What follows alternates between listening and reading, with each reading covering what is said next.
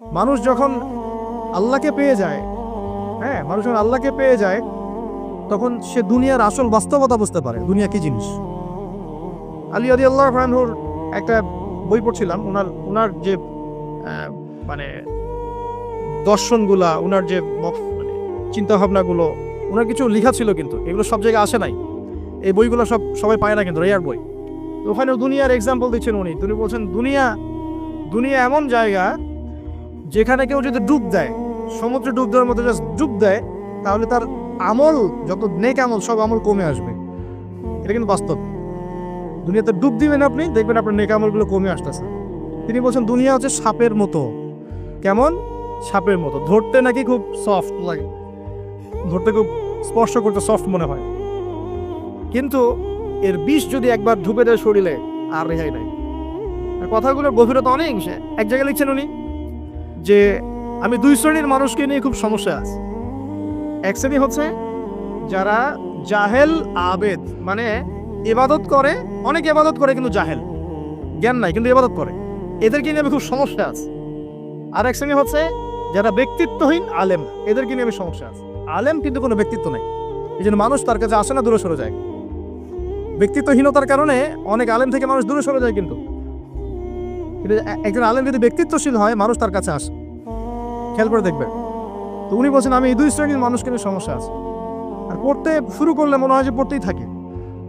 বলছেন যে আমি অনেক জায়গায় ঘুরলাম, অনেক কিছু দেখলাম, শুনলাম, বুঝলাম, শেষে গিয়ে বুঝলাম যে মানুষ শুধু স্বার্থের জন্যই মানুষের কাছে থাকে। বলছে কথা, তিনি বলছেন তুমি যদি ভালোবাসাকে বাড়াতে চাও তাহলে মানুষের সাথে খুব বেশি মেলামেশা করতে যাও, একটু কম মেলামেশা করো, একটু দূরত্বে থাকো, তোমাকে মানুষ ভালোবাসবে। আর তুমি যদি খুব বেশি ডুব দাও না, তখন তোমার মূল্য আর ব্যক্তিত্ব নষ্ট হয়ে যাও। এক একটা কথা কতগুলো বলে শেষ করুন, অনেক আছে। এক পর্যায়ে তিনি ফাতিমা রাদিয়াল্লাহু আনহা যে ইন্তেকাল, এই ইন্তেকালকে নিয়েও দুটো লাইন লিখেছেন। এই লাইনগুলো পড়তে গিয়ে চোখ দিয়ে পানি চলে আসছে। তিনি বলছেন তোমাকে কতদিন দেখি না, কতদিন ছুঁয়ে দেখি না, কতদিন তোমার কাছে যাই না। সবাই বলে তুমি আমার থেকে দূরে, কিন্তু সত্যি কথা হচ্ছে তুমি আমার কলিজার ভিতরে আছো। এমন করে লিখেছেন ফাতিমা রাদিয়াল্লাহু আনহা সম্পর্কে। হে আমার প্রিয়তমা, তোমাকে কতদিন দেখি না, তোমার চেহারা কতদিন দেখি না, তোমাকে কতদিন ছুঁইতে পারি না। হ্যাঁ, সবাই বলে তুমি আমার থেকে দূরে চলে গেছো, কিন্তু আমি জানি তুমি আমার কলিজার বক্ষ পিঞ্জরে আছো। লিখেছে কবিতা। তো আপনারা একটু পড়াশোনা করবেন। স্পেশালি আমি আপনাদের এনকারেজ করি যে চার খলিফার জীবনী অবশ্যই পড়বেন। চার খলিফার জীবনী পড়বেন, সাহাবীদের জীবনী পড়বেন। তারা কিভাবে দিন শিখেছেন, বুঝেছেন, পালন করেছেন, প্রচার করেছেন, দিনের জন্য কত ত্যাগ স্বীকার করেছেন, এগুলো পড়বেন। আমি খুব রিকোয়েস্ট করি আপনাদেরকে যে আপনারা ইতিহাস পড়বেন। রাসূল সাল্লাল্লাহু আলাইহি ওয়াসাল্লামের জীবনী থেকে শুরু করে একদম অটোমান এম্পায়ার পর্যন্ত ইতিহাসগুলো পড়ে দেখেন। কিভাবে ইসলাম আজকে এই জায়গায় আসছে আপনি চিন্তাই করতে পারবেন। কত চড়াই উতরাই পেরিয়ে যে ইসলাম আজকে এই জায়গায় আসছে আপনি চিন্তাই করতে পারবেন। প্রিয় ভাইরা, আমাদের নবীজি সবচেয়ে ভালো মানুষ হওয়া সত্ত্বেও তাকে কিন্তু গালি খেতে হয়েছে এবং হত্যার চেষ্টাও করা হয়েছে।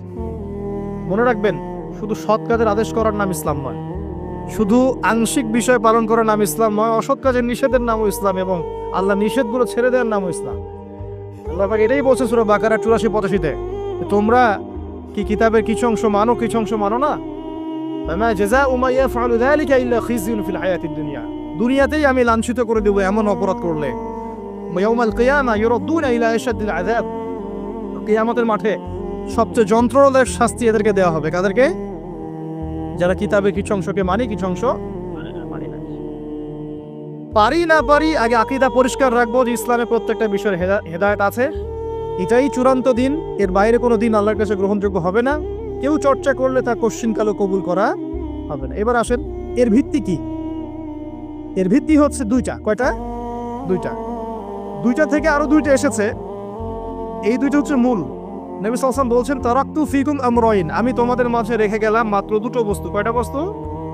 দুটো বস্তু। লান তাদিল্লু মা তামাসসাকতুম বিহিমা, তোমরা কোশ্চিনকালেও পথভ্রষ্ট হবে না যতদিন পর্যন্ত এই দুটাকে আঁকড়ে ধরে থাকবে। কোন দুটা?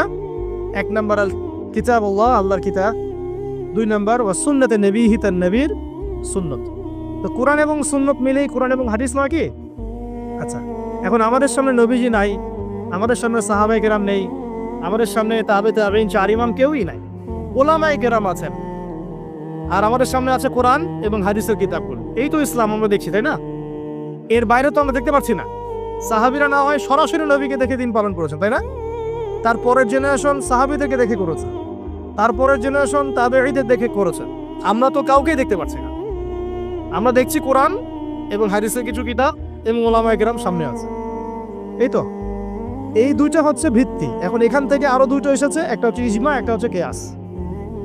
এই দুটোও ইসলামের।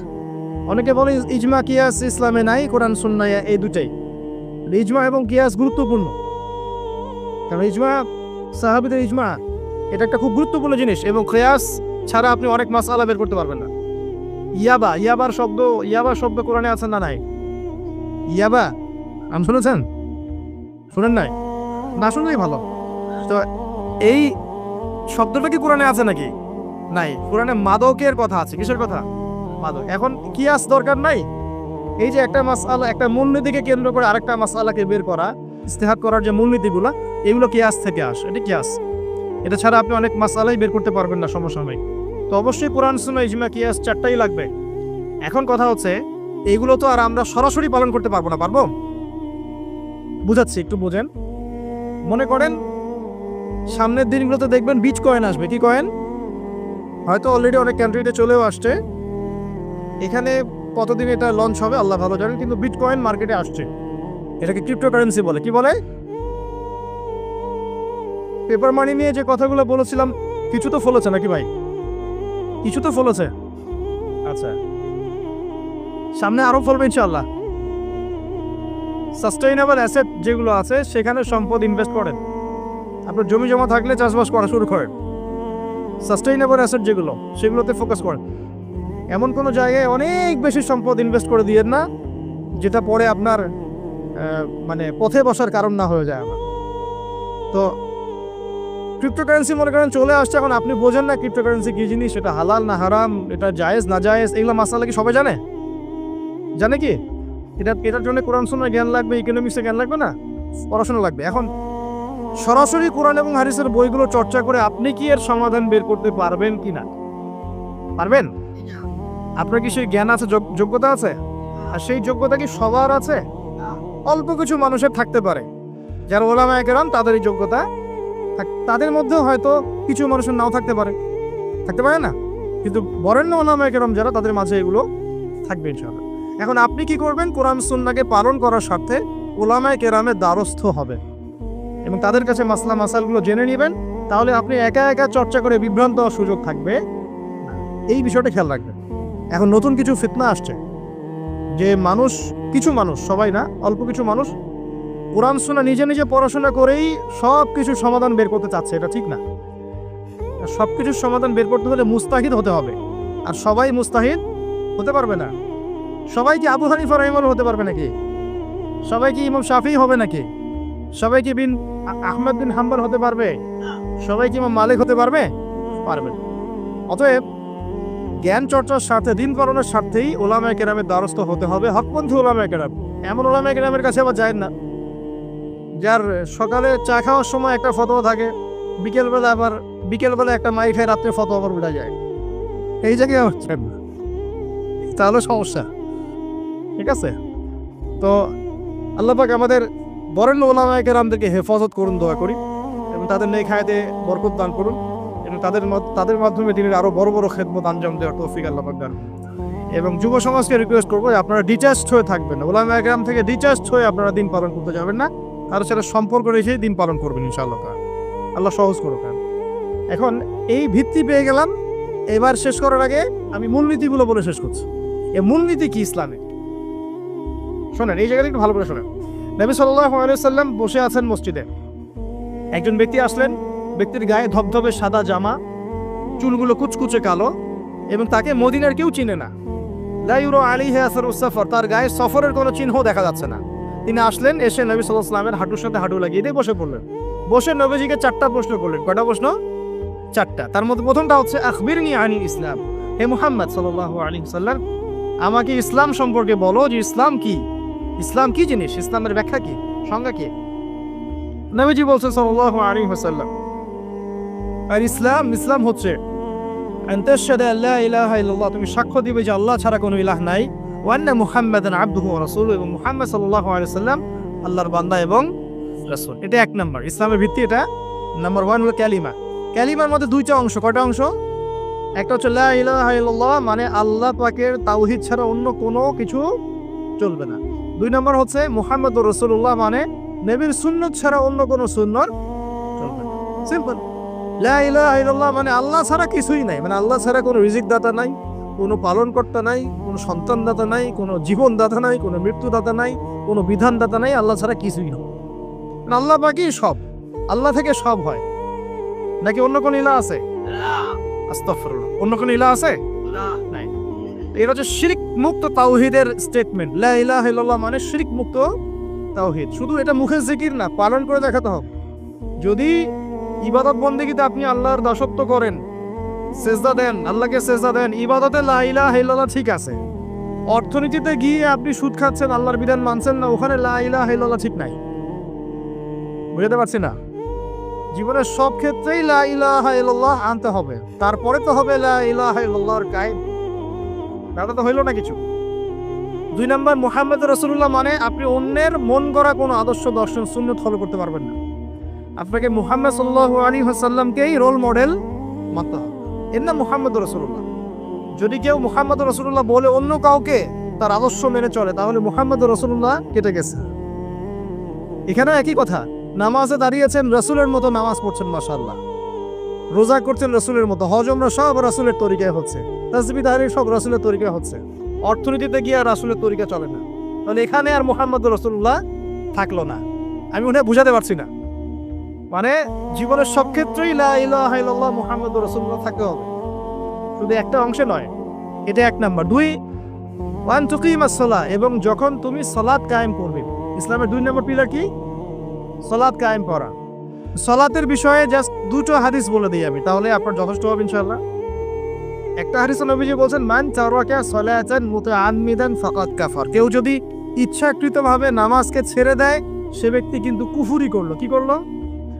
আমরা যারা নামাজ পড়ছি না, আমরা কিন্তু কুফরির মধ্যে আছি। মুয়াজ বিন জাবাল রাদিয়াল্লাহু আনহু নবীজি বলেন, মান তারাকা সালাতান মুতাআম্মিদান ফাকাদ বারিআত মিন জিম্মাতিল্লাহ। কেউ যদি নামাজ ছেড়ে দেয়, ফরজ নামাজ তার উপর ছেড়ে দেয়, ত্যাগ করে, সে ব্যক্তি আল্লাহর জিম্মাদারি থেকে মুক্ত হয়ে গেল। আল্লাহর জিম্মাদারি নাই তার উপরে, আল্লাহ পাকের কোনো রেসপন্সিবিলিটি নাই তার উপরে। আল্লাহ ছেড়ে দিয়েছেন তাকে, যাও। একটা হাদিস আছে, বাইনা রাজুলি ওয়া বাইনা শিরকি ওয়াল কুফরি তারকুস সালাহ। একজন আল্লাহর বান্দা আর একজন কাফের মুশরিকের মাঝে পার্থক্যই নামাজ। নামাজ নাই, ইসলাম নাই। শুধু আইওয়াজ শোডাউন দিয়ে কিচ্ছু হবে না ভাই। অতক নামাজ আগে ঠিকঠাক মতো পড়তে হবে। পড়তে হবে না ভাই? আমাদের যুব সমাজ এখন রাত 3:30টায় খেলা দেখতে ওঠে।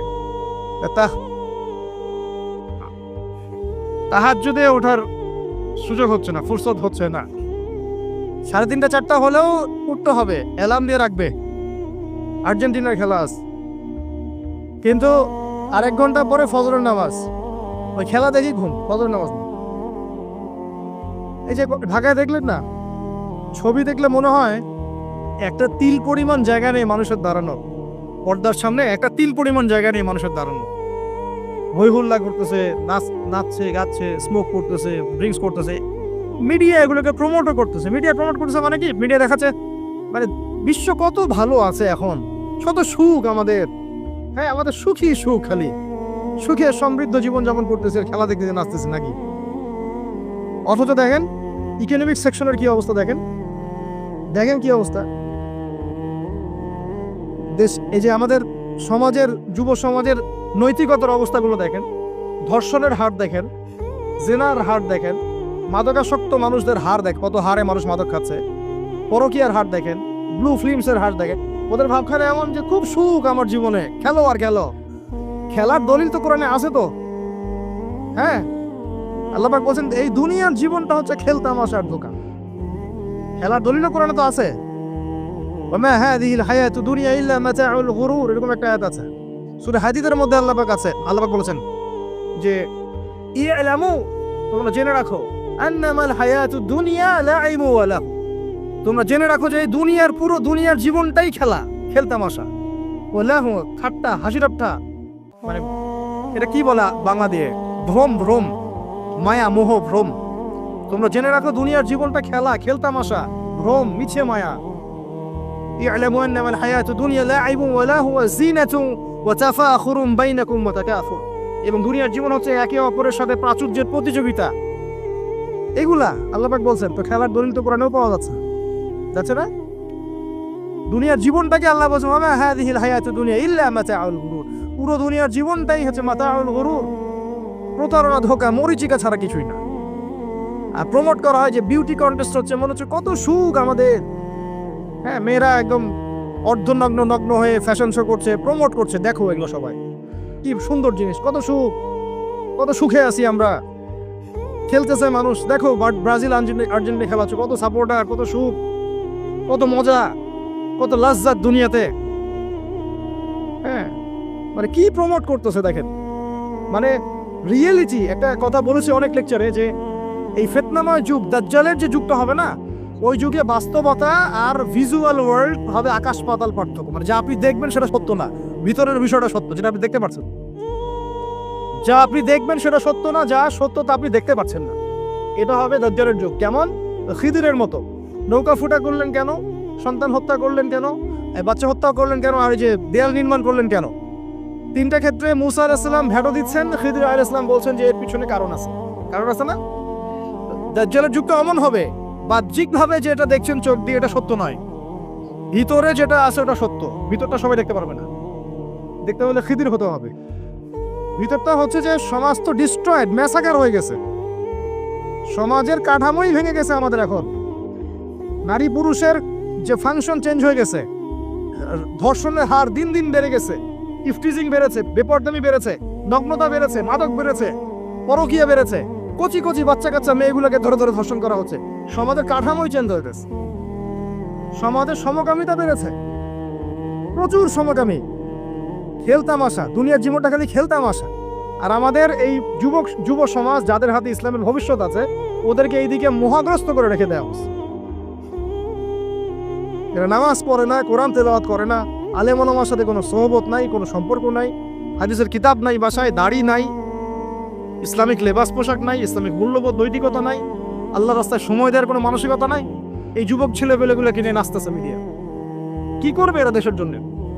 যারা এরকম অন্য একটা রাষ্ট্র, যে রাষ্ট্র আমাকে চিনেই না, ওর খেলায় সে হুজুকে লাফায়, এ দ্বারা রাষ্ট্রের উন্নয়ন হবে নাকি? আজীব কথা বলেন, এইসব লোকজন দ্বারা রাষ্ট্রের উন্নয়ন হবে নাকি? যখন আমরা এই খেলতামশায় ব্যস্ত আছি, দেখবেন পশ্চিমারা ঠিকই ওদের উদ্দেশ্য বাস্তবায়ন করছে। কি আশ্চর্য একটা অবস্থা, কি আশ্চর্য! মানে এত সুখে আছি আমরা, এতই সুখ, খাবার, পানি, বাসস্থান, বেকারত্ব, কত সমস্যা নিয়ে ভুগতেছি আমরা, এতই সুখ যে বিশ্বকাপে নাচতে হবে আমাদেরকে। আবার এটাকে মুসলিম কান্ট্রির মধ্য দিয়ে জায়েজ করে নেওয়ার একটা পায়তারা চলছে। আয়োজন করেছে এক মুসলিম কান্ট্রি, খেলেছে আর এক মুসলিম কান্ট্রি। হ্যাঁ, এবং এটাকে দলিল নিয়ে এসে এটাকে জায়েজ করে একটা টেন্ডেন্সি চলছে, ফাইজলামি শুরু করছে। অথচ যেখানে যেখানে এগুলো হচ্ছে তার পাশে ইয়েমেন পড়ে আছে, তার পাশে সিরিয়া পড়ে আছে, যেখানে লক্ষ লক্ষ মানুষ না খেয়ে পড়ে আছে। ইয়েমেনে লক্ষ লক্ষ শিশু না খেয়ে মরতেছে এখন। ওদের 2013-14 সাল থেকে নিয়ে 2022 পর্যন্ত প্রায় 3.5 লক্ষ মানুষ মারা গেছে ইয়েমেনের এই ঘটনাগুলো, গৃহযুদ্ধ এবং এই যে আরব কান্ট্রিগুলোর মধ্যে কনফ্লিক্টের মতো, এবং প্রায় 60% সেখানে বাচ্চা কাচ্চা। আপনি এত টাকা পয়সা খরচ করে এগুলো আয়োজন করতে, আমরা প্রমোট করতেছি, এর 5% টাকা ওদেরকে দিলেই তো ওদের 3 বেলার খাবার হতো। সিরিয়ার মানুষগুলোকে দেখেন গিয়ে, ওখানে তো ওটা রঙ্গমঞ্চ হয়ে গেছে। মানে যে যার স্বার্থ এখানে ঢুকে, ওখানে ইসরায়েলও ঢুকছে, আমেরিকাও ঢুকছে, তুরস্কও ঢুকতেছে, ওখানে আগে রাশিয়া ছিল, ওখানে বাশার আল আসাদ, সব মিলে জগা খিচুড়ি অবস্থা একটা।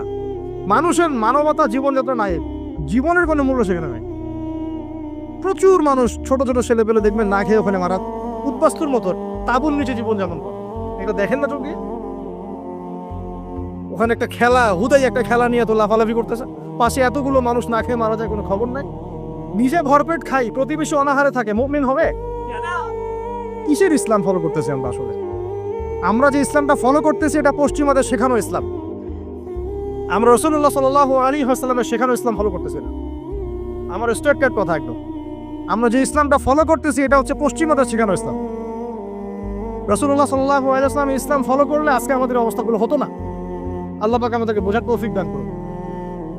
আমি শুধু ফাযাক্কির ইন্নামা আনতা মুযাক্কির। আল্লাহ পাক যে বলেছেন তুমি উপদেশ দাও, তুমি শুধু উপদেশ দাতা, লাস্তা আলাইহিম বিমুসাইতির। কারো প্রতি তুমি দারোগা নাও, আমরাও কারো প্রতি দারোগা নই, কিন্তু পুরো বিশ্বের প্রেক্ষাপটটাকে কোরআন সুন্নাহ দিয়ে ব্যাখ্যা করার দায়িত্ব আমাদের। কেউ গ্রহণ করলে করবে, না করলে করবে না। তার কবরে সে যাবে, আমার কবরে আমি যাব, সিম্পল, শেষ। গতানুগতিক লাইফস্টাইলে এখন এই পৃথিবীর বেশিরভাগ মানুষ বস্তুবাদী। এটা দেখার জন্য, বোঝার জন্য জাস্ট আপনার হৃদয়ের চোখ, হৃদয়ের কান, হৃদয়ের ইন্দ্রিয়গুলো একটু উন্মুক্ত করতে হবে। আর হৃদয়ের চোখ, হৃদয়ের কান উন্মুক্ত হবে তখনই যখন আমরা আল্লাহ এবং তার রাসূলের সামনে আত্মসমর্পণ করব, তার আগে নয়। তো বেশিরভাগ মানুষ বস্তুবাদিতায় লিপ্ত থাকে। আবার দেখি কিছু মানুষের সারাদিন ফিকির একটাই, পলিটিক্স, পলিটিক্যাল অ্যাফেয়ার্স, পলিটিক্স, কিভাবে পলিটিক্স করব, কিভাবে অপোজিশনকে ডমিনেট করা যায়, কি করলে তার ক্ষতি করা যাবে, কি করলে তাকে ওভারটেক করে আমি সামনে যেতে পারব। কিছু মানুষের চিন্তা ইকোনমিক সেকশনে, আল মাল, কিভাবে মাল অর্জন করা যাবে। আমার 2 তলা বাড়ি আছে, কিভাবে 4 তলা হবে।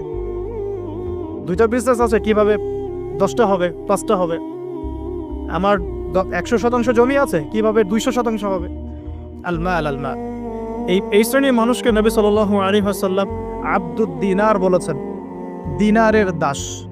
আব্দুল্লাহ নয়, আল্লাহর দাস নয়, দিনারের দাস। আরো কিছু মানুষ আছে, আমরা এখন সায়েন্স এবং টেকনোলজির অগ্রগতির খোরা অজুহাত তুলে সরাসরি আল্লাহকে ডিনাই করে ফেলছে এবং এই মতাদর্শ সমাজে বাস্তবায়নের চেষ্টাও করছে। এডুকেশন সেক্টরে হোক, সংস্কৃতির নামে হোক, সামাজিক অ্যাসোসিয়েশনের নামে হোক, মুক্ত চিন্তার নামে হোক, আমরা ডে বাই ডে যুব সমাজের একটা বড় অংশকে এথিস্ট বানাচ্ছি। আবার কিছু মানুষ সারাদিন সংস্কৃতি নিয়ে পড়ে আছে, গান বাজনা, নাট্য, কলা ইত্যাদি ইত্যাদি। কিছু মানুষ সারাটা জীবন ঢোল তবলায় কাটিয়ে দিচ্ছে, কিছু মানুষ সারাটা জীবন একটা গিটারকে নিয়ে কাটিয়ে দিচ্ছে, একটা মিউজিক্যাল ইনস্ট্রুমেন্ট নিয়ে কাটিয়ে দিচ্ছে। কিছু কিছু দিনী বোন সারাটা জীবন অপসংস্কৃতির অন্ধ অনুকরণে কাটিয়ে দিচ্ছেন। এবং আপনাদের কাছে, সরি ফর মাই ল্যাঙ্গুয়েজ, অনেক সময় মনে হচ্ছে সৌন্দর্যই সবকিছু। আল্লাহ রাব্বুল আলামিন হয়তো বা মনে হয় আমার বাহ্যিক সৌন্দর্য দেখেই বিচার করবেন আপনাদের উপর। কিছু কিছু যুব সমাজ সারাদিন PUBG, free fire, mobile games, addiction, YouTubing, Facebooking, অস্থির অবস্থা, অস্থির। ঠান্ডা মাথায় 1 সেকেন্ড বসে চিন্তা করতে যাচ্ছে না যে তাকে আল্লাহ বা কেন সৃষ্টি করেছে। তো এইরকম ভেরিয়াস কাইন্ডস অফ পিপল আমাদের এই সমাজের মধ্যে, যে কোনো কান্ট্রির দিকে আপনি তাকাবেন এই দৃশ্যটাই পাবেন। এর মধ্যে গুটি কয়েক কিছু মানুষ আপনি পাবেন, ওয়া কালিলুম মিন ইবাদিয়াশ শাকুর, আমার শুকরগুজার বান্দা আল্লাহ বলেছেন খুব অল্প হবে। অল্প কিছু মানুষ ইসলাম চর্চা করার চেষ্টা করছে। আমি ওই সেন্সে কথা বলছি না যে সারা বিশ্বে 200 কোটি মুসলিম, 300 কোটি মুসলিম, 500 কোটি মুসলিম, বাংলাদেশে 90% মুসলিম। এই ধরনের গতানুগতিক পরিসংখ্যানে আমি বিশ্বাস করি। যখন ইসলামের ডেফিনেশনটা আপনি আজকে বুঝে যাবেন বাসায়, তখন আপনি নিজেও চিন্তা করবেন যে আসলে আমরা মুসলিম আছি কিনা। সংখ্যা তো বসিয়ে দিলাম 90% মুসলিম, ঠিক আছে। তো গুটি কয়েক কিছু মানুষ আল্লাহর পরোয়া করেন, তার রাসূলের পরোয়া করেন, তার কিতাবের প্রতি সম্মান প্রদর্শন করেন। এই মানুষগুলোর মধ্যে কয়েকটা ভাগ আছে। এক ভাগ মানুষ পরিপূর্ণ মুমিন, মাশাআল্লাহ, আমরা দোয়া করি আল্লাহ পাক তাদের সংখ্যা বাড়িয়ে দেন। এক ভাগ মানুষ আছেন পরিপূর্ণ মুসলিম, উদখুলু ফিস সিলমি কাফার উপর আমল করে, অর্থাৎ তোমরা পরিপূর্ণরূপে ইসলামে প্রবেশ করো, এই আয়াতের উপর তারা আমল করে। এক শ্রেণীর মানুষ আছেন মুযাবযাবিনা বাইনাহুম, মানে ডান বামের মাঝখানে থাকেন, যখন স্রোত যেদিকে সেদিকে ফ্লো। এবং এর মধ্যে কিছু দাড়ি টুপিওয়ালা মানুষও আছে, যেদিকে ফ্লো সেদিকে কথা, যেদিকে ফ্লো সেদিকে অ্যাক্টিভিটিস।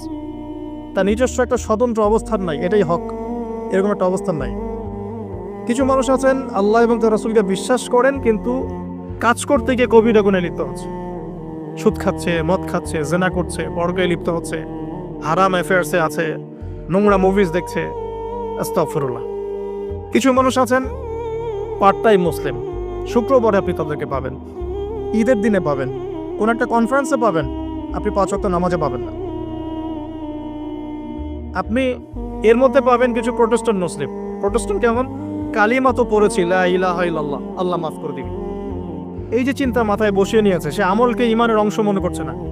কালিমা একদিন পড়েছি, লা ইলাহা ইল্লাল্লাহ মুহাম্মাদুর রাসূলুল্লাহ, ব্যাস আমি জান্নাতে চলে যাব। Protestant version of Islam. এরকম অনেক ভার্সন আছে ইসলামের মধ্যেই। কেউ আছে সুবিধাবাদী মুসলিম, কেউ ফাসেক মুসলিম, কেউ জালেম মুসলিম, কেউ হচ্ছে মোনাফেক টাইপের, কেউ প্রোটেস্ট্যান্ট। খাঁটি আল্লাহর বান্দা, খাঁটি মুমিন, খাঁটি মুসলিম, এই মানুষগুলোকে মোটিভেট করার জন্য আজকের টপিক। আসুন কিছু মহামানবের গল্প শুনে শুরু করতে চাই, আমাদের আদি পিতা আদম আলাইহিস সালামকে দিয়ে। কেন এত বড় লম্বা ভূমিকা দিলাম? কারণ আমরা কেউ প্রোটেস্ট্যান্ট মুসলিম থাকতে চাই না। আমরা পরিপূর্ণ কোরআন এবং সুন্নাহ অনুসরণ করতে চাই।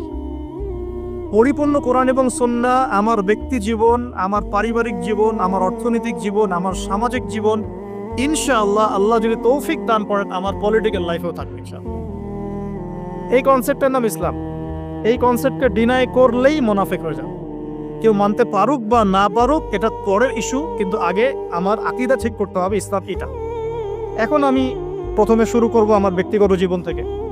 আমি সালাত দিয়ে স্টার্ট করব, আমি সওম রাখবো, বেশি বেশি নফল ইবাদত করব, কোরআন তেলাওয়াত করব, দান সাদাকা করব, ভালো কাজে অংশ নিব, সৎ কাজে আদেশ করব, অসৎ কাজে নিষেধ করব। আমি আমার ব্যক্তি জীবনটাকে ইসলামাইজড করব সবার আগে। আমি সবার আগে বড় স্তরে যাব না, এটাই সুন্নাহ। এরপরে আমার একটা পরিবার আছে। আমার পরিবার, আমার মা, আমার বাবা, আমার স্ত্রী, সন্তান, সবাইকে নিয়ে পরিবার। তাদেরকে ইসলামের মধ্যে রাখার দায়িত্বটা আমার।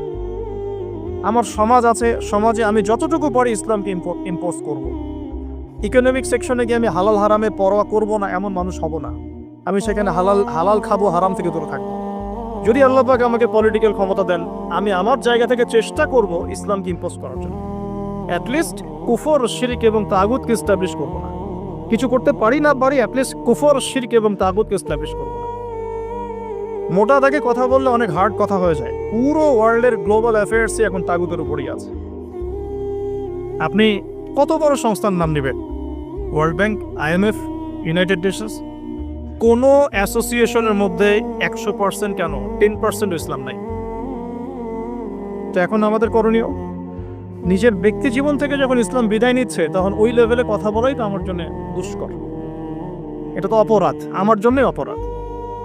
তো আমাদের ফার্স্ট অফ অল স্টার্ট করতে হবে ব্যক্তি জীবন থেকেই, দেন পরিবার, সমাজ, গ্র্যাজুয়ালি উই উইল অ্যাডভান্স ইনশাআল্লাহ তাআলা। এখন আকীদাকে স্পষ্ট করলাম। আল্লাহ পাক সূরা মুলকের মধ্যে একটা কথা বলছেন, এই আয়াতটা থেকে আমি সামনে যাচ্ছি। আল্লাহ পাক, আপনারা সবাই সূরা মুলক আজকে তেলাওয়াত করবেন বাসায় গিয়ে, কারণ রাতের বেলা সূরা মুলক পড়াটা কিন্তু সুন্নাহ। এখানে আল্লাহ রাব্বুল আলামিন একটা কথা বলেছেন, তাবারাকাল্লাযী বিয়াদিহিল মুলক ওয়া হুয়া আলা কুল্লি শাইইন কাদির। আল্লাহ পাকের হাতেই রাজত্ব, কর্তৃত্ব, তিনি সমস্ত বিষয়ের উপর কর্তৃত্বশীল। আল্লাযী খালাকাল মাউতা ওয়াল হায়াতা, যিনি মৃত্যু এবং জীবন সৃষ্টি করেছেন। কি রিজনে, কি কারণে? লিয়াবলুয়াকুম আইয়ুকুম আহসানু আমালা। আল্লাহ পাক দেখতে চান আমাদের মধ্যে আমলে আহসানকে। অনেক লেকচারে আমি আহসান শব্দটার অ্যাপ্রোপ্রিয়েট ব্যাখ্যা পাইনি স্কলারদের কাছে, লেকচারারদের কাছে। হাসান শব্দটার সুপারলেটিভ ফর্ম হচ্ছে আহসান। হাসান মানে হচ্ছে ভালো, উত্তম, ভালো, খাবারটা ভালো। আহসান খাবারটা অনেক বেশি ভালো। হাসান মানে উত্তম, আহসান অনেক বেশি উত্তম। বলি আমরা কাবীর মানে বড়, আকবার সবচেয়ে বড়, তগীর মানে ছোট, আসগর মানে সবচেয়ে ছোট। এটাকে বলা হয় ইসমে তাফজিলের সিগা, মানে সুপারলেটিভ ফর্ম ইংরেজিতে আমরা যেটা বলি। তো আল্লাহ পাক এই আয়াতে একটু খেয়াল করে দেখেন, আল্লাহ পাক কিন্তু আমাদেরকে গতানুগতিক মুসলিম হিসেবে দেখতে চাচ্ছেন না। আল্লাহ পাক বলছেন, আমি দেখতে চাই তোমাদের মধ্যে আমলে আহসানকে। ব্যাস এই শব্দটা যদি বুঝতে পারি আজকের আলোচনার ভিতরে ঢুকতে পারবো। আমি কি আহসানটা বোঝাতে পেরেছি? আল্লাহ পাক দেখতে চান না আমাদের মধ্যে আমলে, আকীদায়, ঈমানে, তাকওয়ায়, এগুলোতে গতানুগতিক কে। আল্লাহ পাক দেখতে চান আমাদের মধ্যে আমলে বেস্ট কে, শ্রেষ্ঠটাকে। এখন কোরআনের পাতাগুলো যদি ঘেটে আমরা শেষ করি, একটা খতম দিয়ে একটা মাসে, চেষ্টা করবেন 1 মাসে 1 খতম দেওয়ার জন্য, আল্লাহ তৌফিক দান করুন। প্রতিদিন 1 পারা করে পড়লে 1 মাসে 1 খতম হয়ে যায়। আর বছরে অন্তত একবার পুরো কোরআনটা অর্থসহ পড়তে হবে। পারা যাবে ইনশাআল্লাহ? বছরে অন্তত একবার পুরো কোরআনটাকে অর্থসহ আমরা পড়ার চেষ্টা করব। এই পাতাগুলো যদি আমরা উল্টাই তাহলে দেখব কোরআনের মধ্যে আল্লাহ রাব্বুল আলামিন কাফেরদের কথা বলেছেন, জালেমদের কথা বলেছেন, ফাসিকদের কথা বলেছেন, মুত্তাকি মুমিন মুসলিমদের কথা বলেছেন। এবং আল্লাহ পাক যে শব্দটা চাচ্ছেন আমাদের কাছে আহসান, এই আহসান কিছু মানুষের কথা আল্লাহ পাক কোরআনে বলেছেন। আজকে ওইটাই গল্প। সূরাতুল বাকারার আয়াত নাম্বার 207-8 এই দুটো আয়াত একটু পড়ে দেখবেন। আল্লাহ পাক বলছেন ওয়া মিনান নাস বাদা আউযু বিল্লাহি মিনাশ শাইতানির রাজিম। ওয়া মিনান নাস, আল্লাহ বলছেন মানুষের মধ্যে কিছু মানুষ আছে, সবাই না। ওয়া মিনান নাস, মানুষের মধ্যে কিছু মানুষ আছে যারা কিনা মাইয়াশরি নাফসাহু বিতিগা মারদাতিল্লাহ, যেই মানুষগুলো আল্লাহ পাকের সন্তুষ্টির জন্য তাদের নফসটাকে বিক্রি করে দিয়েছে। সুবহানাল্লাহ, চারটাখানি কথা না কিন্তু। মানুষের মধ্যে আল্লাহ কিন্তু সূরা বাকারায় বলেছেন শুরুর দিকে মানুষের মধ্যে কিছু মানুষ আছে যারা মুমিন, কিছু মানুষ আছে যারা কাফের, কিছু মানুষ আছে যারা মুনাফিক, শুরুর দিকে পাবেন। এখানে আল্লাহ পাক বলছেন মানুষের মধ্যে কিছু মানুষ আছে যারা তাদের নফসটাকে আল্লাহর সন্তুষ্টির জন্য বিক্রি করে দিয়েছে। সুবহানাল্লাহ, মানে তাদের জীবনের মূল থিমটাই হচ্ছে আল্লাহ পাকের সন্তুষ্টি অর্জন করা। কোনো কিছুকেই তারা আল্লাহর সন্তুষ্টির উপর প্রাধান্য দিবে না। যদি কোটি টাকার অফার আসে হারাম, সে সেটা রিজেক্ট করবে, আল্লাহ নারাজ হবে। একটা সুন্দরী মেয়ে যদি জেনার অফার করে, সে রিজেক্ট করবে, কারণ সে আল্লাহকে ভয় করে। সে আল্লাহ পাকের জমিনের উপরে গায়রুল্লাহ বা কুফফারদের তাগুতদের কোনো লস ইমপ্লিমেন্ট করতে পারবে না, কারণ সে আল্লাহকে ভয় করে। সে ইকোনমিক লাইফে হালাল হারামের পরোয়া করে চলবে, কারণ সে আল্লাহকে ভয় করে। সে তার পরিবারে পর্দা এস্টাবলিশ করবে, বিকজ সে আল্লাহকে ভয় করে। মানে আল্লাহ পাকের সন্তুষ্টির জন্য নিজের নফসটাকে, জান মাল সবকিছুকে বিলিয়ে দিয়েছে। এই মানুষগুলোর সম্পর্কে আল্লাহ বলছেন ওয়াল্লাহু রাউফুম বিল ইবাদ, এই মানুষগুলোর প্রতি আল্লাহ পাক রাউফ হবেন, কোমল নরম সফট হয়ে যাবে। সুবহানাল্লাহ, কোমল নরম সফট মানে কি? কিয়ামতের মাঠে ডাকা হবে, এই গুনাহগুলো করেছিলে? জি আল্লাহ, আমি এই গুনাহগুলো করেছি। আল্লাহ পাক পর্দা দিয়ে দেবেন, পর্দার পরে বলবেন যে দুনিয়াতে তোমার এই গুনাহগুলো আমি গোপন করে রেখেছিলাম, আজকেও সবগুলো গোপন করে দিলাম, জান্নাতে চলে যাও। আল্লাহু রাউফুম বিল ইবাদ, আল্লাহ পাক তার বান্দার প্রতি রাউফ, কোমল হবে। দুনিয়াতে রাউফ কেমন? যে কোনো বিপদ আপদ বালা মুসিবতে সেই ব্যক্তি হাঁটু গেড়ে আল্লাহর কাছে চাবে, আল্লাহ আমার এই সমস্যা, আল্লাহ আমার এই সমস্যা, আল্লাহ আমার এই সমস্যা। আল্লাহু রাউফুম বিল ইবাদ, আল্লাহ পাক ওই বান্দার প্রতি সফট, কোমল হয়ে যাবে। এগুলোর অনেক প্রমাণ আমি আমার জীবনেও পেয়েছি, এগুলো আমি পাবলিকলি বলতে পারবো না, আর আমি ব্যাখ্যা করতে পারবো। আর এমন কিছু বিষয় আছে যেগুলো আসলে মানুষকে বলেও বোঝানো যায় না।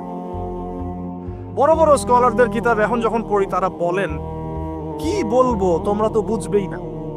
মানে এমন একটা লেভেলে মানুষ চলে যায় যে ওই লেভেলের কথা সবাইকে বোঝানো যায় না। কিভাবে বলবো, কিভাবে ব্যাখ্যা করবো, কোন আবেগ নিয়ে আসবো, কোন শব্দ নিয়ে আসবো, আমি আপনাকে বোঝাতে পারবো না। এরকম একটা অবস্থান থাকে।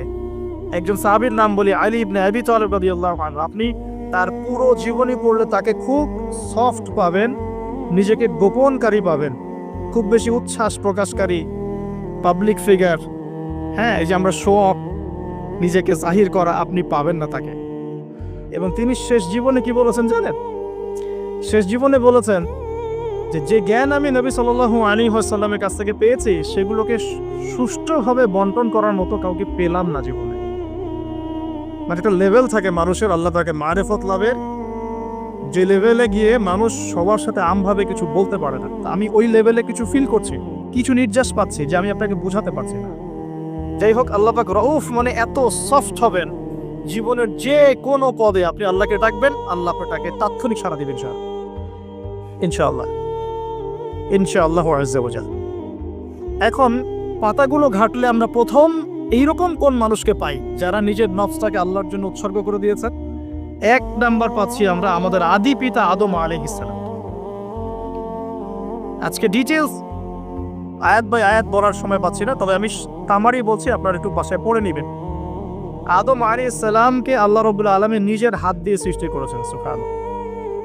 এখন আল্লাহ পাকের হাত কি, কেমন, কিভাবে ব্যাখ্যা করতে পারবো না, এবং এই ব্যাখ্যা করা আমাদের জন্য জরুরি নয়। আল্লাহ পাক যা বলেছেন বাস, কোনো কিছুর সাথে সাদৃশ্যপূর্ণ নয়, কোনো কিছুর এক্সাম্পল তার সাথে শোভনীয় হবে না। জাস্ট আল্লাহ পাক বলেছেন খলাকতু বিয়াদাই, আমি আদমকে সৃষ্টি করেছি আমার 2 হাত দিয়ে, বাস এই পর্যন্ত ফুল স্টপ। এগুলো হচ্ছে কোরআন সুন্নাহর কিছু মূলনীতি। আল্লাহ পাক বলেছেন আর রহমান আলাল আরশ ইস্তাওয়া, রহমান আরশের উপরে সমুন্নত। কোন হালতে কি অবস্থায় আছেন ব্যাখ্যা করতে পারবো না, দরকার নাই, ফুল স্টপ। আদম আলাইহিস সালামকে সবচেয়ে বড় যে নেয়ামত আল্লাহ পাক দিয়েছেন সেটা হলো আদম আলাইহিস সালামকে আল্লাহ পাক তার পক্ষ থেকে ইলম শিক্ষা দিয়েছেন। সুবহানাল্লাহ, আল্লাহ পাক প্রথমেই তাকে সৃষ্টি করে ফেরেশতাদেরকে দিয়ে সিজদা করার নাই। আল্লাহ পাক তাকে আগে জ্ঞান শিক্ষা দিয়েছেন। সূরা বাকারা শুরুর দিকে আছে ওয়া আল্লামাল আদামা আসমা কুল্লাহা, আমি আদমকে যত রকম জ্ঞান আছে, আসমা কুল্লাহা মানে যত রকম নাম এবং জ্ঞান আছে সবই শিখিয়েছি আদম আলাইহিস সালামকে। উম্মাহ আজকে পিছিয়ে পড়েছে আদম আলাইহিস সালাম এই মহামানবের জ্ঞানতাত্ত্বিক সুন্নত না নিয়ে। আজকে আমরা লেকচার শুনতে চাই, ইউটিউব ফেসবুক থেকে দিন শিখতে চাই, আমরা জ্ঞান অর্জন করতে চাই না।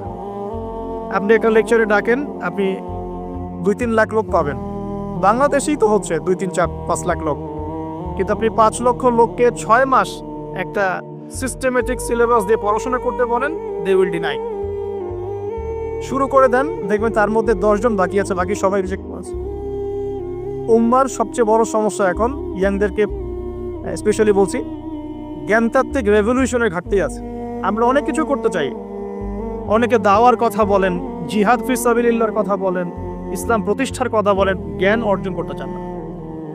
ইলম অর্জন ছাড়া আপনি কিছুই করতে পারবেন।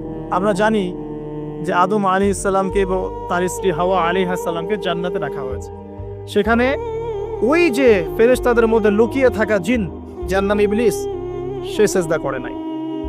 ইবলিস কিন্তু ফেরেশতা ছিল না, এটা ভুল কথা। ইবলিস কানা মিনাল জিন্নি ফাফাসাকা আন আমরি রাব্বি, ইবলিস ছিল জিন জাতির একজন যে তার রবের আদেশকে লঙ্ঘন করেছিল। ইবলিস ফেরেশতা ছিল না, এটা ভুল কনসেপ্ট। এমন না সে ফেরেশতা ছিল পরে শয়তান হয়ে গেছে, না, সে কখনোই ফেরেশতা ছিল না, সে জিন জাতির একজন ছিল। বিকজ এই পৃথিবীতে মানুষের আগে জিন জাতির অবস্থান ছিল, এর পূর্বে হয়তো আরো কিছু ছিল, আমরা জানি না, আল্লাহ পাক গোপন করে দিয়েছেন, আমরা জানি না। এখন ইবলিস সিজদা করেনি কেন? বিকজ সে বলেছিল খলাকতানি মিন নার ওয়া খলাকতাহু মিন তিন, আমাকে সৃষ্টি করেছেন আপনি আগুন দিয়ে, আদমকে সৃষ্টি করেছেন মাটি দিয়ে, কেন আমি আদমকে সিজদা করব? সে আদমকে সিজদা না করে এটা প্রমাণ করতে চাচ্ছে যে আল্লাহ আপনি ভুল, আমি সঠিক। নাউজুবিল্লাহ, এটাকে বলা হয় বাতিল কিয়াস, বাতিল কিয়াস, ভুল কিয়াস। এবং শুধু তাই না, আল্লাহ রাব্বুল আলামিন তাকে ওয়ার্ন করার পরেও সে কিন্তু ইউটার্ন করে তওবা করে ফিরে আসে নাই, সে তার মতের উপর অটল ছিল। পক্ষান্তরে আমাদের পিতামাতা যখন ফল খেয়ে ফেলেছেন জান্নাতে, যখন পোশাক খুলে গেছে, জান্নাতের পোশাক খুলে গেছে, ফল খাওয়ার পর প্রথম যে ঘটনা ঘটেছে, গায়ের পোশাকটা খুলে গেছে। দেখেন, সর্বপ্রথম আমাদের পিতামাতাকে জান্নাতে ফেরেশতাদের সামনে ইবলিস নগ্ন করে দিয়েছে। এটা ছিল আমাদের প্রতি ইবলিসের সবচেয়ে বড় আঘাত। শুরুতে, প্রথম আঘাত, শুরুতে শিরক করাতে পারে নাই, বেদাত করাতে পারে নাই, হারাম খাওয়াতে পারেনি ইত্যাদি। শুরুতে আমাদের পিতামাতাকে সে অবাধ্যতায় লিপ্ত করে গা থেকে জান্নাতের পোশাকটা খুলে ফেলে দিয়েছে। এখান থেকে আমাদেরকে বুঝতে হবে আজকের এই গ্লোবাল সোসাইটিতে আমরা যে নগ্নতার এই ভয়াল থাবা এবং প্রদর্শনী দেখছি, এটা ওই আসমানের ওই যে ইবলিসের যে চক্রান্ত, তার এই জমিনে বাস্তবায়ন হচ্ছে এখন। বোঝাতে পারিনি মনে হয়, আল্লাহ মাফ করুন। ইবলিস আমাদের পিতামাতার গা থেকে কাপড় খুলে ফেলে দিয়েছিল। সূরা আরাফে আল্লাহ পাক এটা বলেছেন, ইয়ানজিউ আনহুমা লিবাসাহুমা লিইউরিয়াহুমা মিন সাওয়াতিহিমা, হে বনু আদম তোমরা সতর্ক থেকো, তোমাদের পিতামাতার গা থেকে কিন্তু ইবলিস কাপড় খুলে ফেলেছিল, তোমরা পৃথিবীতে গিয়ে আবার সেই কাজ করো না। তাহলে এখন আমরা একটু বুঝতে চেষ্টা করি, ইন্টেলেকচুয়াল অডিয়েন্স সবাই আমাদের ক্রিটিক্যাল থিঙ্কার্স দরকার। তাহলে এখন যে সোসাইটির মধ্যে নগ্নতার, বেহায়াপনার সয়লাভ চলছে, every single city and country, including Dhaka, the city of Akhiruzzaman, সেটাও তো দেখেন কোথায় আপনি মানে শালীনতা পাচ্ছেন, ইসলামিক কান্ট্রি হিসেবে আলহামদুলিল্লাহ এখানে অনেক কিছু পান। ওয়ার্ল্ডের অন্যদিকে তাকিয়ে দেখো, তার মানে ইবলিসের ওই এজেন্টটা এখন পৃথিবীতে কিছু মানুষ বাস্তবায়ন করছে। তাদের সাথে ইবলিসের একটা যোগসূত্র আছে আদর্শিক। আল্লাহ পাক আমাদের মা বোনদেরকে বেপরদামি থেকে হেফাজত করুন এবং আমাদের চোখগুলোকে আল্লাহ পাক পবিত্র করুন। কিভাবে আপনি চোখ নামিয়ে চলবেন এই সমাজের মধ্যে, এতে এত সহজ নয়। আমরা খুব ভালো করে জানি এটা এত সহজ নয়। তো দেখুন, অনেক ভিতরে চলে যাচ্ছি। আদম আলাইহিস সালাম হাওয়া আলাইহিস সালামকে সর্বপ্রথম নগ্ন করে দিয়েছে ইবলিস। তারা কিন্তু তওবা করে ফিরে এসেছে। কি সেটা? রব্বানা, আমরা বলি রব্বানা যালামনা আনফুসানা ওয়া ইল্লাম তাগফির লানা ওয়া তারহামনা লানাকুনান্না মিনাল খাসিরিন। যখনই আমাদের পিতামাতা বুঝতে পারলেন যে তারা একটা ভুল করে ফেলেছেন, তখন তারা তওবা করে ইউটার্ন করলেন আল্লাহর দিকে, যেই কাজটা ইবলিস করে নাই। এই কাজটা ইবলিস না করার কারণে সে কাফের হয়ে গেছে, চিরস্থায়ী জাহান্নামে হয়ে গেছে। আর এই তওবা করে ফিরে আসার কারণে আমাদের পিতামাতা জান্নাতি হয়ে গেছে। আল্লাহ পাক এই কারণেই তার রাসূলের মাধ্যমে জানিয়েছেন যে প্রত্যেক আদম সন্তান, কুল্লু বানি আদম খাত্তা, প্রত্যেক বনু আদম হচ্ছে পাপী। আমরা সবাই পাপী, আমরা সবাই পাপী।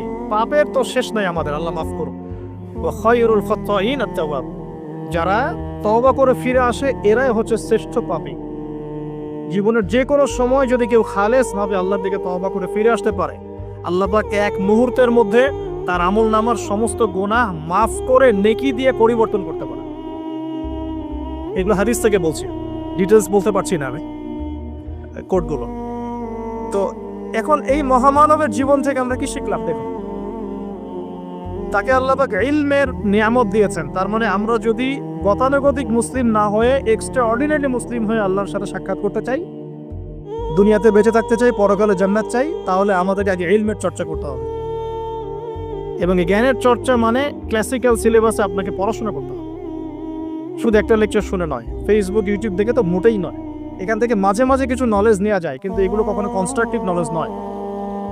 বরেণ্য উলামায়ে কেরাম যারা থাকবেন আপনাদের বেস্ট পসিবল ওয়েতে, তাদের কাছে গিয়ে পরামর্শ করে বইপত্র পড়তে হবে।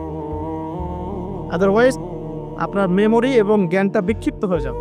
এখনকার ইয়াং জেনারেশনের অন্যতম সেরা প্রবলেম হচ্ছে তাদের মস্তিষ্ক বিক্ষিপ্ত। তাদের মস্তিষ্কে কনস্ট্রাকটিভ কোনো সিলেবাসের পড়াশোনা নাই। আজকে এই বই, কালকে ওই বই, কালকে আদনান ভাইয়ের লেকচার, পরশুদিন আজহারি ভাইয়ের লেকচার, তারপরের দিন আরেক ভাই, তারপর আরেক ভাই। আবার সমাজে তো এক একজন এক এক কথাও বলছে, তখন তার মাথাটা পুরো পাজলড, হ্যাঁ, ম্যাসাকার্ড। এই মাসালা এটা বলছেন, ওই মাসালা ওইটা, তার ওইটা কি হবে, ওইটা কি হবে। সলিউশন হচ্ছে ক্লাসিক্যাল ইসলামিক সিলেবাস পড়াশোনা করতে হবে। আমি খুব শর্ট করে গেলে সাবজেক্টগুলো বলে দিই আপনাদের। 1 নম্বর, ফার্স্ট অফ অল কোরআনুল কারীম। কোরআনুল কারীমের মধ্যে থাকবে authentic recitation, translation, Quranic grammar এবং অ্যারাবিক ল্যাঙ্গুয়েজ, 4টা বিষয়। তারপর থাকবে হাদিসের নবী সাল্লাল্লাহু আলাইহি ওয়াসাল্লাম। হাদিসের মধ্যে সহজ হাদিসের কিতাবগুলো পড়তে হবে।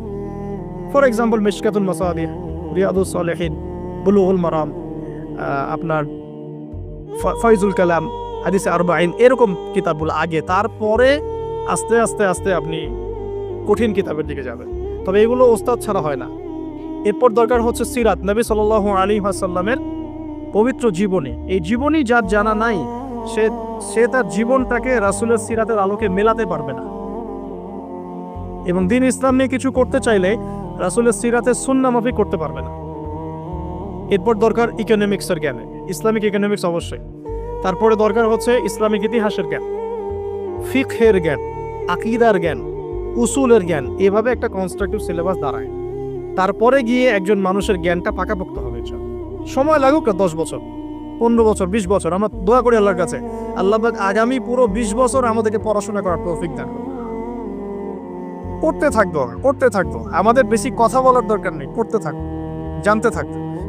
এখন তাহলে আমরা আজকে প্রথম একটা লেসন পেলাম, গতানুগতিক মুসলিম না হয়ে এক্সট্রা অর্ডিনারি মুসলিম হতে হলে প্রথমে এই মহামানবের জ্ঞানতাত্ত্বিক শিক্ষা নিতে হবে, ইলমের মেহনত হবে ইনশাআল্লাহ তাআলা। আল্লাহ পাক আমাদের সবাইকে জ্ঞানের মেহনত করার তৌফিক দান করুন এবং আমাদের পরিবারে জ্ঞান প্রতিষ্ঠার তৌফিক দান করুন, আমাদের বাচ্চাদের মধ্যে সেই জ্ঞান প্রবেশ করানোর তৌফিক দান করুন। আর প্রয়োজন হচ্ছে তাওবাহ, আত-তাওবাহ। আদম আলাইহিস সালাম ভুল করেছেন, আমরাও ভুল করি, কিন্তু শয়তানের পাল্লায় পড়ে ভুল করলেই তার তাবেদারি করতে হবে না, বরং যখনই আমাদের স্মরণ হবে আমরা ইউটার্ন করবো আল্লাহর দিকে তওবা করে। দ্বিতীয় মেসেজ হচ্ছে বেশি বেশি তওবা ইস্তেগফার করব।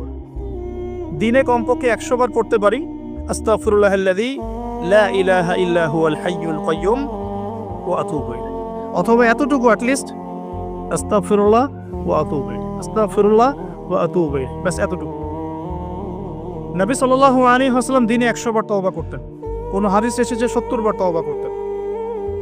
এরপর একটু সামনে যাই, কোরআনের পাতা উল্টালে দেখবো আরেকজন নবীর নাম আসে, আরেকজন মহামানবের নাম, তার নাম হচ্ছে নূহ আলাইহিস সালাম। এই মানুষগুলো যাদের কথা বলছি তারা কিন্তু কেউ গতানুগতিক মুসলিম ছিলেন না, ছিলেন তারা এক্সট্রা অর্ডিনারি মুসলিম ছিলেন। আমি তাদের থেকে নলেজ নিচ্ছি। এবার আসি কোরআনের পাতা একটু সামনে গেলে দেখবো আরেকজন নবীর নাম চলে আসে, নূহ আলাইহিস সালাম। নাম শুনেছেন?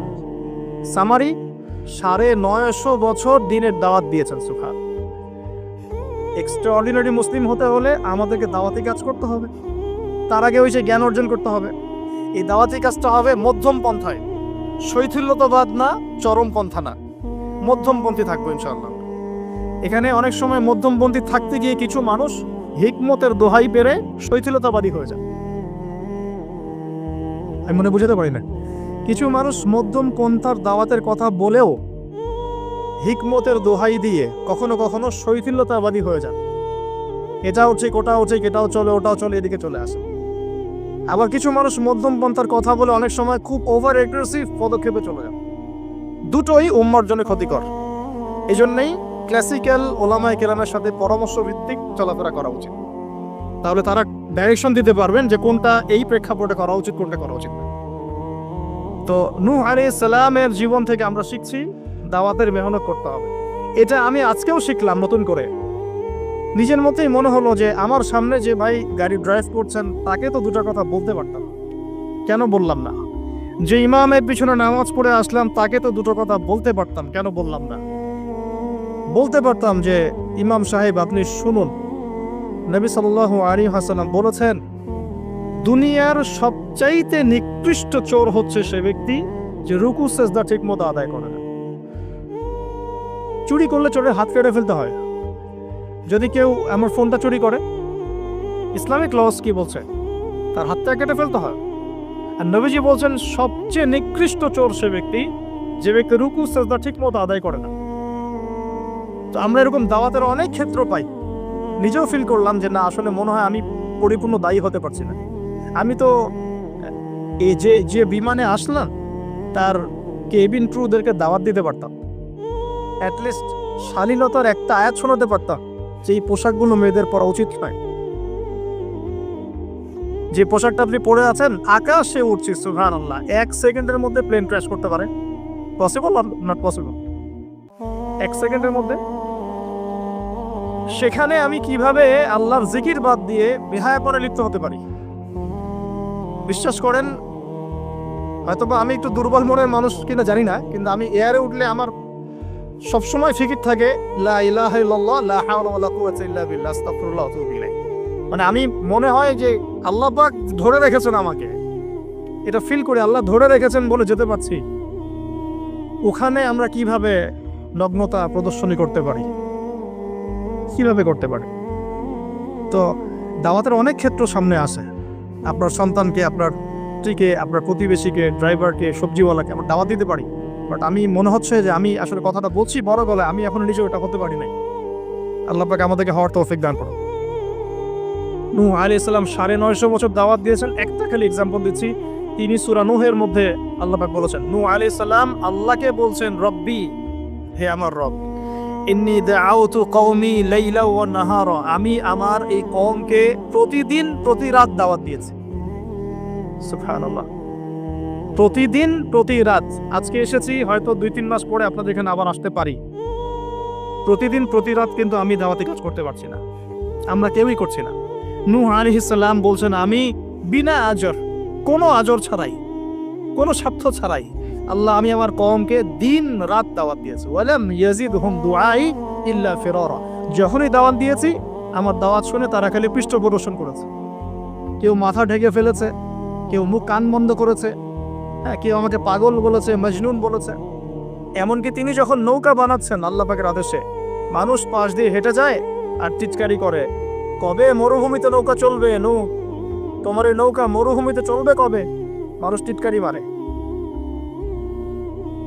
তো এখনো দেখবেন স্ক্যাটোলজিক্যাল কথা বললে, আখিরুজ্জামান নিয়ে কথা বলে অনেকেই মজা নেয়। কবে আসবে ক্যাশলেস সোসাইটি? বললাম তো চলে আসছে। কবে আসবে মালহামা? বুঝি চলে আসবে। কবে আসবে বড় বড় ভূমিকম্প? আসছে, সবর করে। তো নূহ আলাইহিস সালামের জীবন থেকে শিক্ষা আমরা দাওয়াত দিব। আমরা ফার্স্ট অফ অল জ্ঞান অর্জন করব, ক্লাসিক্যাল সিলেবাস পড়াশোনা করব, উলামায়ে কেরামের সাথে সোহবত রাখবো এবং দাওয়াতে কাজ করবো ইনশাআল্লাহ। এবং এখানে আমরা মধ্যমপন্থী থাকবো, নট চরমপন্থা, নট শৈথিল্যতাবাদ। নূহ আলাইহিস সালামের জীবন থেকে আরো দাওয়াত, দিন রাত দাওয়াতের মেহনত করা, দিন রাত দাওয়াতের মেহনত করা। আল্লাহ পাক আমাকে আপনাদের সবাইকে তৌফিক দান করুন। কতদিন? 950 বছর। কত বছর? 950 বছর। পুরো আব্বাসীয় খেলাফত ছিল 509 বছর কি 10 বছর মেবি। পুরো আব্বাসীয় খেলাফত 510 বছরের মতো। উমাইয়াদের ছিল 93 ইয়ার্স। আমাদের নবী সাল্লাল্লাহু আলাইহি ওয়াসাল্লামের দাওয়াতের মিশন বয়স ছিল 23 বছর। 950 বছর দাওয়াত দেওয়ার পর তাফসীরের কিতাবে এসেছে 40 or 80 ফ্যামিলিজ, এই 40 বা 80টা ফ্যামিলি ইসলাম কবুল করেছে। তার মানে এখানে শিক্ষা, এক্সট্রাঅর্ডিনারি মুসলিম হতে হলে দাওয়াতের মেহনতে হতাশ হওয়া যাবে না, লেগে থাকতে হবে, লম্বা সময় ধরে দাওয়াত দিতে হবে। আল্লাহ পাক আমাকে আপনাদের সবাইকে লম্বা সময় ধরে বিশ্বে দাওয়াতি কাজ করার তৌফিক দান করুন।